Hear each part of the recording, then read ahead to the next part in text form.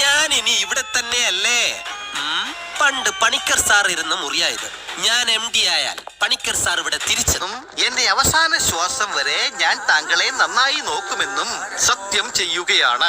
പിടിച്ച് ഫ്രിഡ്ജും വാഷിംഗ് മെഷീനും വാങ്ങിച്ചിട്ടുണ്ട്.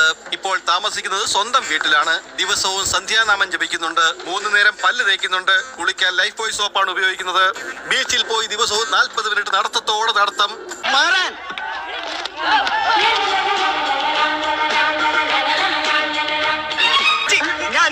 ഞാനായി വീട് അറേഞ്ച് കൊടുത്തു.